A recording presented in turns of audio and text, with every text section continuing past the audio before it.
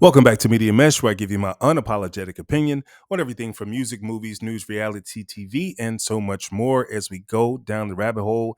Now, I must reiterate my unapologetic opinion.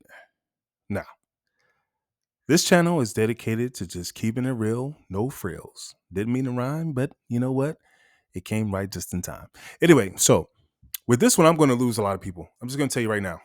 Okay. Now, if you are a person who is not familiar with such a term called false flags or crisis actors, this may not be the right video for you. So I would suggest that you hang up right now as if you were on the phone, right? Because I don't want you on the hook for something like this. This is only for the people who utilize their critical thinking skills.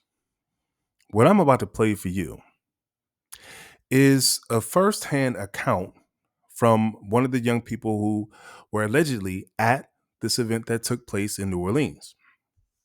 Now, again, Media Mesh is all about thinking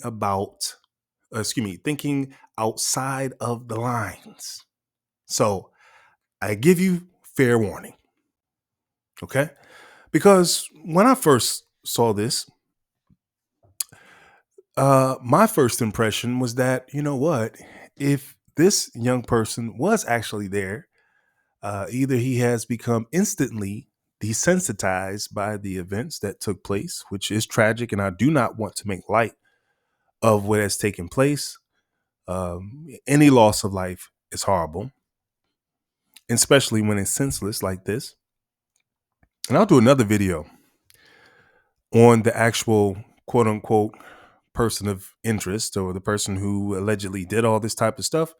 Because on one hand, I'm thinking that this could be a situation where, if you recall a movie, and there's been many movies along a similar narrative, like The Manchurian Candidate, even Naked Gun had a similar type of feel to it, where you have people who would be considered sleeper cells.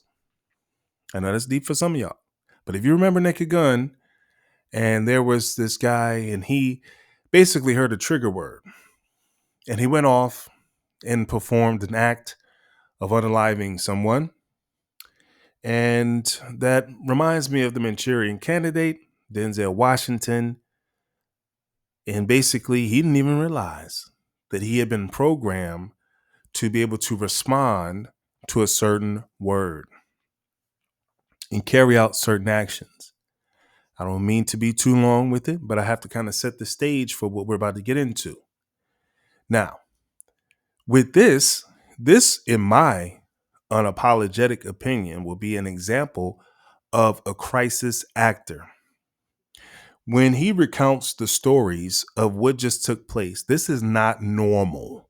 Now, most people, if you watch the video or you see the comments and everybody, oh my God, this is such a horrible incident for him. He's just so traumatized. He'll never be the same. He's all broke up. But just taking it as face value, does he appear to be broke up to you? Does this seem like a normal reaction? Also, not to say that some people don't come forward when something crazy happens like this, but I don't know. If I witnessed such an event, I probably wouldn't want to be on camera talking about it. But if I was to be on camera, I don't know that I could actually, just complete my thought. So just so you know, here on Media Mesh, I do from time to time, I pop in and give a little commentary. Hence, it's my channel. If you like what we're doing here in Media Mesh, make sure you like, share, and subscribe. I got over 200 videos for you to check out on the same wavelength. All right, so let's get into it. I've done enough talking. Let's hear this firsthand account of someone who was right next to someone who was unalive during this tragic event. And look at this with a critical eye. Let's go. Like around I want to say 3:15, 3:15. Everybody's just chilling. We having a good time, music playing and all that. A truck. I didn't know it was a Ford F-150. I thought it was like a Yukon or something. A truck hits the corner and comes barreling through people, throwing people like a movie scene. Like real life, throwing people into the air, they falling under the car, all that. And so um, a good friend of mine actually passed away from getting hit by it. Um, and you know the little divots in the wall, just like this. So this is what a lot of people jumped into to get away from the truck. Um, but yeah, so after it gets past us, the guy, I didn't know it was a terrorist, but the guy ends up getting out and shooting people. Like he had ARs and bombs and all that, man. But the aftermath was really what got me. Like bodies all up and down the street. Everybody screaming and hollering. You look down, you see somebody doing CPR. You look around, people crying on the floor, like brains matter all over the ground. And yeah, it really hurt me to see like one of my closest friends like that. So Let's take a quick break. You can see he's all broke up, isn't he? I mean, you can just see how the tears and how he's just, you know, he's just all broke up. My question is initially first, well, how close of a friend were you that when these type of incidents transpired, you left your friend? Normally a good friend would look around, and especially if you know somebody's with you, you're going to make sure that you pull them out the way, especially if it's a female, right? You're going to pull on her, hey, come on, let's get up out of here. But it sounded like, so I guess he took off, so he done took the hell off and was gone, and she apparently was still at the scene. I don't see a tear in sight. The other thing is that when people give too much detail, you talking about the divots in the wall, you can recall so very well which type of vehicle it was, you know what type of um I don't know if I can say GUN, but you just know so much about the situation when normally when tragic or horrific events like this happen, it's like you can just you don't have such immediate recall, if you know what I'm saying. Like you can, because it's so traumatic, right? You just remember just like the big event, like the big bang, like the end result of what happened. But it's very rare that you can just off the top of the dome just be like, okay, it was this, it was a white truck, I thought it was Yukon, it was an AK. You know what I'm saying? Like you can just run it down, and then you leave your friend. Now, of course, now self-preservation is key. I get that part. But same time, if somebody means something to you, sometimes people will put themselves in harm's way to protect people that you truly love and care about. Nonetheless, let's keep going. we ran one way, so like about 5 feet away from the curb, and we ran into the bar to be protected by the little divot.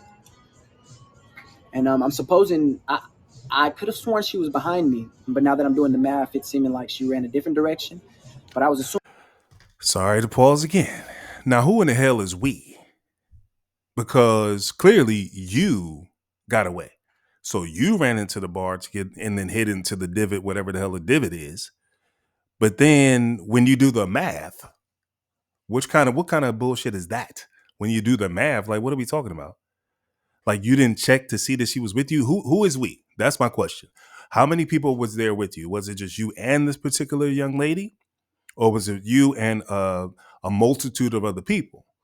And so many to where you couldn't even keep count of the people that was with you that came into the bar to get out the way. But again, when you do the math, apparently she wasn't. I guess not, because she was a victim and you weren't. Let's go. she was behind me. So when I ran into there, um, her cousin was also with me. Her best friend was also with me. So I saw her, and then I'm moving people out of the way to try and find her because she's quite small. So I'm moving people out of the way to try and find her. I'm saying, nah, nah, like where is she? And I turn my head, and it's her in the street, just leaking blood, and I knew. She looked peaceful though. I'm glad she went peacefully. You know. What the hell? What? Did we just hear that? Let's run that back. Maybe I'm tripping. Maybe I'm missing something. She looked peaceful though. I'm glad she went, Let's go back a little bit and further. it's her in the street, just leaking blood, and I knew. I knew. She looked peaceful though. I'm glad she went Now again, I'm not trying to make light, okay, but come on. You got to use your thinking skills. Come on, people. We have to use our critical thinking skills. What the hell are we talking about? She had blood all over her, and then he just knew at that point it was over, right? But at the same time, she looked peaceful. Who in the hell looks peaceful when you're covered in blood? What the hell are we talking about? Does that make sense to you? Or am I tripping? Maybe I'm tripping. I don't know. This is not the reaction that I would expect from someone who just witnessed such a horrific event in front of their eyes. So it's you and her cousin. Then I guess you guys made it into safety. And then you're breaking through the crowd. And then you come out and you see that she's covered in blood. And then you smile. Even though she has now, obviously, you know it's over, but she looked peaceful. Let's go. peacefully. You know. Oh, she was about to go to college actually in about 2 weeks. About to go to college. She works at a hospital making good money right now, but she wanted to be an RN, a travel nurse. So we were at the bar, the Desires, and hit her and flung her like at least 30 feet, at least 30 feet, and yeah, man, I was just So at what point did he realize that she got hit and flung 30 feet? Because you just said that it was you and her cousin that had made it into the bar, and then you break through the crowd to get to her. And then you saw that she was bleeding, and then you knew at that point that it was over. And then my question is, at what point did you see her get flung 30 feet? Let's just think about this, guys. Think about it. So if you had already saw that she got hit and flung 30 feet, then help me with the timeline. Help me with the timeline. Because if you were already in the bar with the cousin and then you turn back to go search for her, how could you have possibly saw that she got hit and flung 30 feet? Let's use our brains. How could you do that? Because if you saw her got flung 30 feet, was that before you ran into the bar? Or was that after you went into the bar? When you came out to see her, like, I need more. I need more information because you know what? He's full of information. So I need more detail because you're giving me a lot. Let's go. I was lucky to be alive. I'm lucky to be alive right now.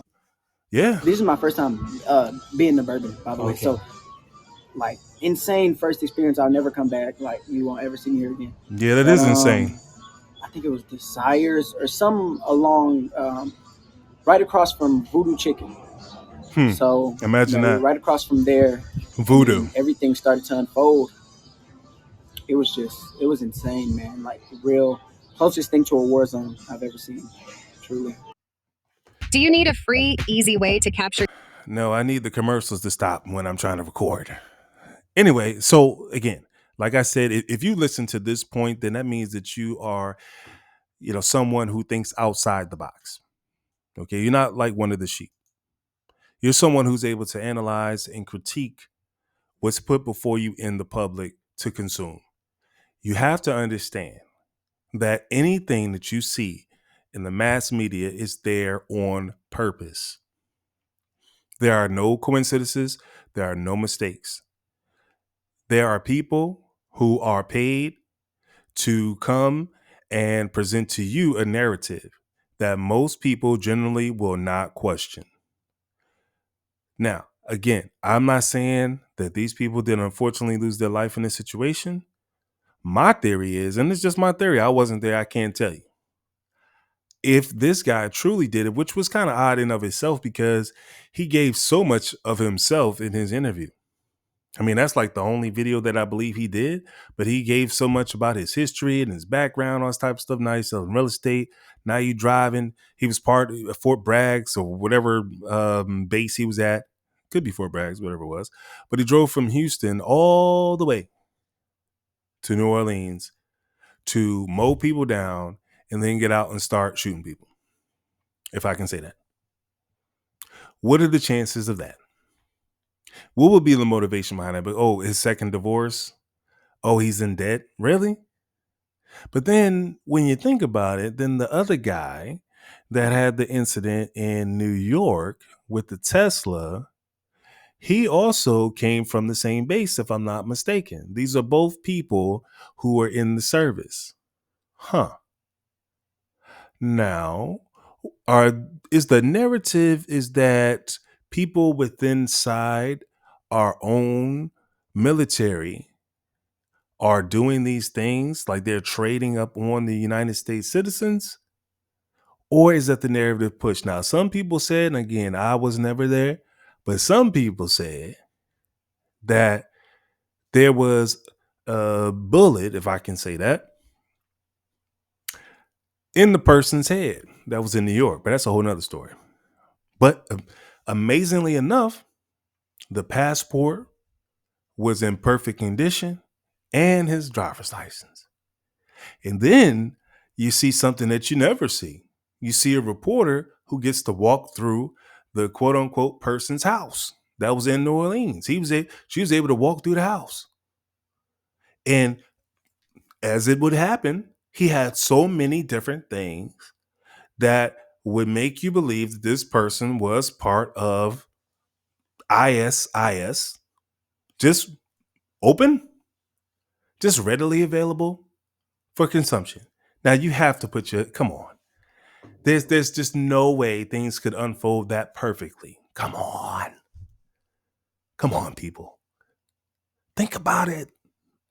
Anyway, until next time, peace and blessings. Let me know what you think in the comments. I know you will. I know you're going to love it or hate it, but that's what we do here at Media Mesh. Take care and peace and blessings.